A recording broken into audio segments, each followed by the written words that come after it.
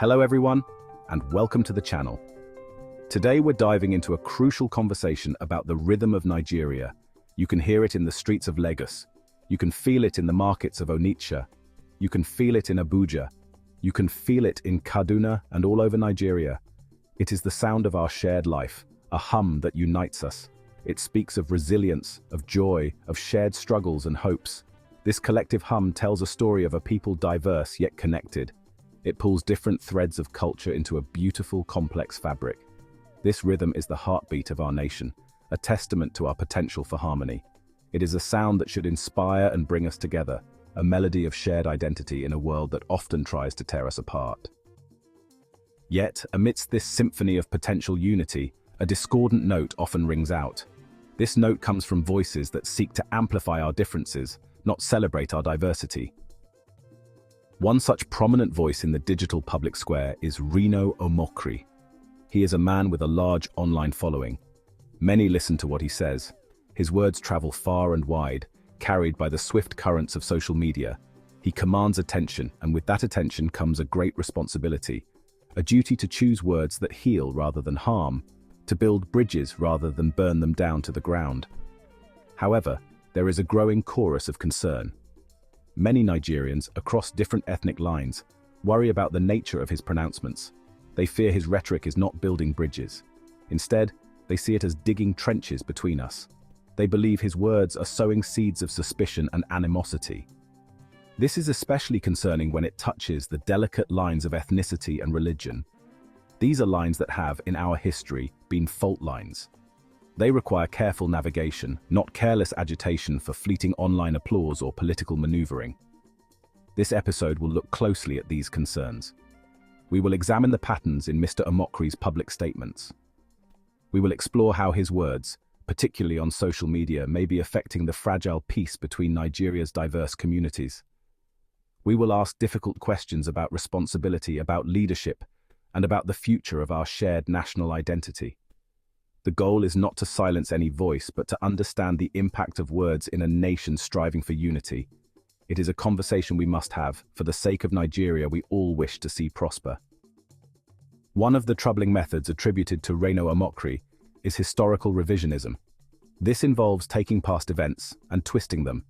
He presents them in a new light, often a misleading one, to serve a current agenda. For instance, on a day meant for solemn remembrance, Nigerian Armed Forces Remembrance Day, January 15, 2025, he made a controversial claim.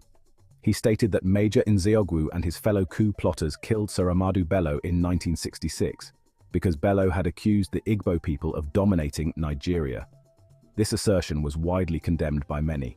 Such statements are not just academic debates about history. They are seen by critics as deliberate distortions.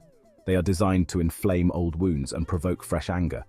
By misrepresenting the motivations behind tragic historical events, such rhetoric can paint entire ethnic groups with a broad, negative brush.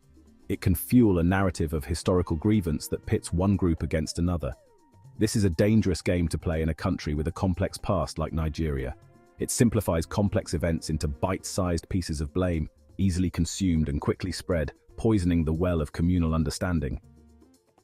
Beyond twisting history, Omokri is also accused of using ethnic stereotyping. This involves making sweeping generalizations about an entire group of people. For example, reports suggest he has used hashtags like Igbo Yahoo Boys. This unfairly links cybercrime, a national issue, predominantly to the Igbo community. Such labels are deeply offensive. They ignore the vast majority of hardworking and honest individuals within that community. They also conveniently overlook that crime has no ethnic identity. It is a human problem, found everywhere, not confined to one group. Interestingly, this stereotyping can be selective.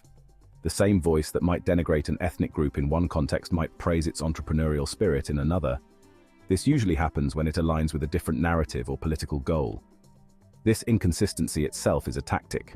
It allows the speaker to appear balanced while still planting seeds of prejudice. It creates confusion and makes it harder to pin down the true intent. But the underlying effect is often the same. It reinforces us versus them thinking, making unity a more distant dream for everyone. In times of rising ethnic tension, the silence of leaders can be deafening. President Bola Tinubu's apparent lack of public condemnation regarding Mr. Omokri's more controversial statements has not gone unnoticed. Many observers interpret this silence. They see it not as neutrality, but as a form of tacit approval. When divisive rhetoric goes unchecked by those in the highest offices, it can feel like an endorsement. This emboldens those who spread such messages. It signals that there might be no consequences for fanning the flames of ethnic discord, a dangerous signal in any diverse society. This perceived complicity is not just about one individual. It speaks to a broader issue within Nigerian leadership. There's a concern that political expediency sometimes outweighs the responsibility to foster national unity. If a divisive voice is seen as politically useful, or if condemning it might alienate a certain support base, leaders might choose silence. But this silence has a cost. It erodes public trust. It makes citizens wonder if their leaders truly care about the well-being and peaceful coexistence of all Nigerians, or only certain segments that align with their immediate interests. The disappointment extends beyond the presidency. Dr. Joseph Ono, who once worked for President Tinubu's campaign, voiced his dismay at the silence of Southeast leaders and elders. He suggested they might be prioritizing personal political ambitions or appointments over the collective welfare of their people. He warned them starkly, "Your silence today will be your tears tomorrow." This highlights a critical point. Leadership in fostering unity is required at all levels, from the federal to the regional and community echelons. Silence from any quarter can create a vacuum where divisive narratives thrive. When leaders fail to speak out against ethnic baiting, it normalizes such behavior. It makes it seem like an acceptable part of public discourse. This is a slippery slope. What starts as inflammatory social media posts can escalate. It can translate into real-world suspicion, discrimination, and even violence if left unaddressed. The responsibility of leadership is to set a clear tone of inclusivity and respect. Silence in this context is not golden. It is a dangerous void that allows negativity to fester and grow, undermining the very foundations of a united nation. In the modern digital age, controversy can be a currency. There's a concept known as engagement farming. This is where individuals deliberately post provocative or polarizing content. They do this to generate a high volume of reactions, likes, shares, comments, and clicks. The more engagement a post gets, the more visible it becomes. For those monetizing their social media presence, more engagement can mean more income. Critics, like Ifeanyi Ejiofor, suggest that Reno Omokri's posts, especially those targeting the Igbo community, are designed precisely for this purpose. This accusation implies that the stoking of ethnic tensions might not always stem from deep-seated conviction. It could, in some cases, be a calculated business strategy. By saying something outrageous or offensive about a particular group, the author knows they will get a strong reaction. People will rush to condemn, others to defend, and in the ensuing online storm, the author's profile grows. This is a cynical exploitation of societal fault lines for personal gain. It turns public discourse into a spectacle, where the loudest and most shocking voices often get the most attention, regardless of the damage they inflict. Beyond alleged financial incentives, there are also observations about Mr. Omokri's shifting political allegiances. He was once known as a fierce critic of figures like Bola Tinubu. However, his tune has reportedly changed. Some now accuse him of peddling pro-government propaganda. This has led to suggestions that his principles might be flexible, perhaps even for sale to the highest political bidder. Such perceived flip-flopping makes it difficult to take his pronouncements at face value. It raises questions about whether his statements reflect genuine belief or are tailored to suit his current patrons or objectives. This blend of alleged profit-seeking and political maneuvering paints a concerning picture. If public commentators are driven more by clicks and political favor than by a genuine desire for truth or national well-being, then the public square becomes a dangerous place. It becomes a marketplace where division is sold as a commodity and the price is national cohesion. When figures like Omokri decry initiatives like Pat Utomi's shadow government as treasonous, while their own rhetoric is seen by many as a graver threat to unity, it highlights a profound hypocrisy that cannot be ignored. Section 5 cracks in the foundation the real-world scars of divisive words. The words spoken and written by influential figures do not exist in a vacuum. They have real-world consequences. Reno Omokri's rhetoric, particularly when it targets specific ethnic groups, is seen by many as directly contributing to increased ethnic tensions across Nigeria. Dr. Ono emphasized that Omokri's posts since the 2023 presidential election, have actively promoted ethnic polarization. These are not just abstract concerns, they translate into tangible fear and suspicion between ordinary Nigerians, who once lived and worked together with greater ease and less mistrust. This heightened tension particularly affects vulnerable regions, with the southeast often cited as an area feeling increased pressure. When an entire ethnic group, like the Igbo, is repeatedly subjected to negative stereotyping or historical blame, it creates an environment of unease. It can make people from that group feel targeted and unsafe, even outside their home regions. This, in turn, complicates the work of law enforcement agencies. Instead of focusing on actual criminal elements, they may find themselves dealing with the fallout from ethnically charged narratives, which can obscure real issues and misdirect valuable resources. Furthermore, such divisive communication can have a profound impact on the youth. Many young Igbos, already feeling marginalized or disillusioned with the state of the nation, may find their frustrations exacerbated by constant negative portrayals. When they perceive that their entire ethnic identity is under attack, or that they are being collectively blamed for the actions of a few, it can push them further to the fringes. This can, tragically, make secessionist ideas seem like a more attractive solution to their perceived grievances, thereby threatening the very fabric of national unity that is so essential for progress. The cycle is vicious. Divisive rhetoric fuels alienation. Alienation can lead to unrest or support for separatist movements. This in turn can be used by divisive figures to further justify their initial negative narratives, claiming "I told you so." Breaking this cycle requires a conscious effort to counter the negativity with messages of inclusion and shared destiny. It requires acknowledging that words have power, the power to wound and divide, but also, if chosen wisely, the power to heal and unite our people. Section 6. The Shield of Impunity. Why divisive voices grow louder. A significant reason why figures like Reno Omokri can allegedly engage in divisive rhetoric with seeming abandon is Nigeria's pervasive culture of impunity. Impunity simply means that people can break rules or harm others without facing consequences. When individuals, especially those with public platforms, consistently escape accountability for words that incite hatred or deepen ethnic divides, it sends a dangerous message. It suggests that such behavior is tolerated, or perhaps even implicitly condoned by the authorities who are supposed to uphold peace and order. This perceived lack of consequences becomes even more glaring when comparisons are made.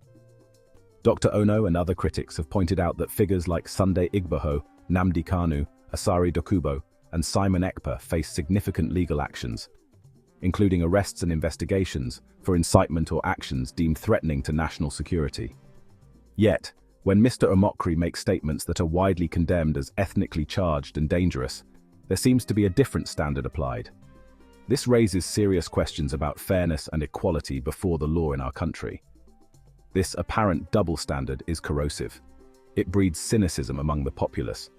It makes people believe that justice is selective, applied rigorously to some but leniently or not at all to others who might be perceived as politically connected or useful. An unnamed APC chieftain also questioned this disparity, urging the Department of State Services, DSS, to investigate Omokri. The call for investigation is not a call for silencing dissent, but a demand for accountability when speech crosses the line into what many perceive as hate speech or incitement to ethnic animosity. When impunity reigns, it emboldens those who thrive on discord. They see no deterrent, no reason to moderate their language or consider the broader impact of their words. This culture allows toxicity to spread through the nation's public discourse like an untreated infection. To counter this, there must be a clear and consistent application of laws against incitement and hate speech, regardless of who the speaker is. Only then can we begin to dismantle the shield of impunity that protects those who seek to divide us for their own ends. Section 7. Whispers of a Wounded Past. Ignoring history's grave warnings. The tactics employed by some online commentators, including Reno Omokri, have drawn chilling comparisons from concerned observers. Some have likened the sustained demonization of entire ethnic groups to the kind of propaganda that preceded horrific events elsewhere in the world, such as the Rwandan genocide. While such comparisons must be made with extreme care and without undue alarmism, the underlying warning is profound. History teaches us that words can indeed be weapons, and that the relentless portrayal of one group as inherently evil or problematic can pave the way for unimaginable tragedies. In Rwanda, media figures played a significant role in dehumanizing the Tutsi population, creating an atmosphere where violence became thinkable, then permissible, then widespread. When we see similar patterns emerging, where specific Nigerian ethnic groups like the Igbo are repeatedly targeted with negative stereotypes. Historical revisionism aimed at inciting blame or broad accusations, we must pause and reflect. Are we treading a path that, even if unintentionally, echoes those dangerous precedents? The labeling of Biafrans as rebels by Omokri, as highlighted by groups like Igbezue International, is precisely the kind of rhetoric that risks reigniting old ethnic wounds. It is crucial to remember that Nigeria's own unity was forged through immense sacrifice. The Nigerian civil war left deep scars, and the peace that followed was built on the understanding, however imperfect, that all ethnic groups had a stake in the nation. As Dr. Ono reminded us, this unity involved sacrifices from both northern and eastern Nigerians. To carelessly pick at these old wounds with divisive narratives is to disrespect that history and endanger the fragile peace that so many have worked to maintain. It is to play with fire in a house built of dry thatch.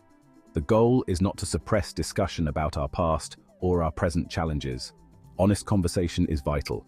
However, there is a vast difference between constructive dialogue aimed at understanding and reconciliation and destructive rhetoric designed to alienate and provoke. Ignoring the grave warnings from our own history and the history of others is a luxury Nigeria cannot afford. We must actively choose a path of responsible communication that acknowledges our diversity as a strength, not a weapon to be used against each other. Section 8. The double-edged scroll. Media's hand in spreading or soothing strife.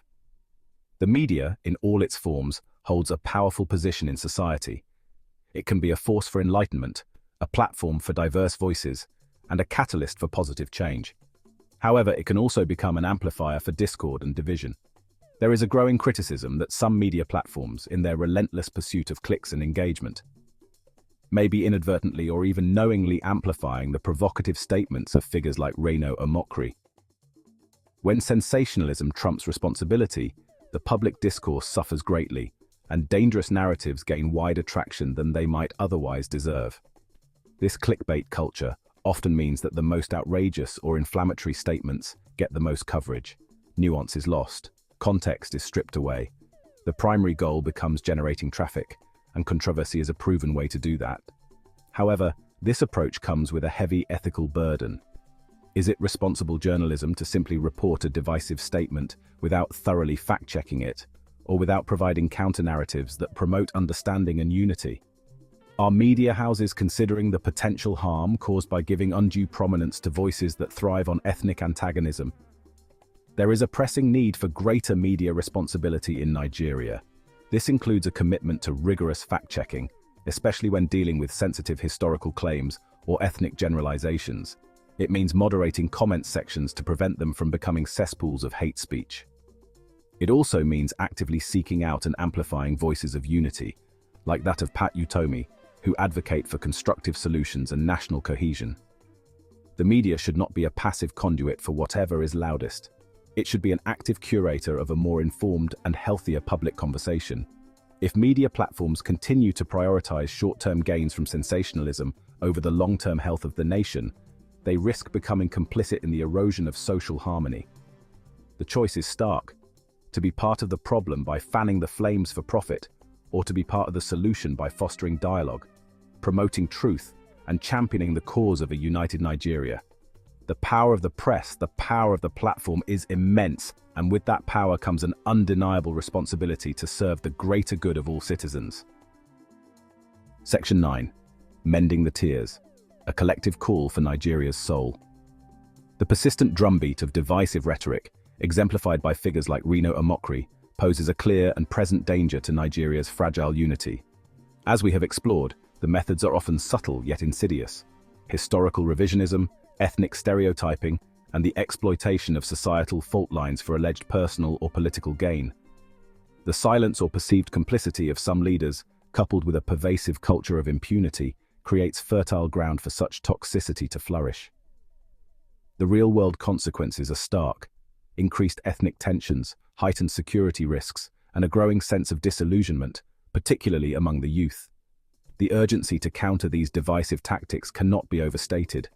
Nigeria, with its incredible diversity and immense potential, needs unity now more than ever. We are a nation woven from many threads. To pull one thread aggressively is to risk unraveling the entire tapestry. The echoes of past conflicts, both at home and abroad, serve as solemn warnings. We must actively choose a different path, a path of mutual respect, understanding, and shared national purpose. This is not a task for a few, it is a collective responsibility that falls upon every citizen who wishes to see Nigeria thrive in peace.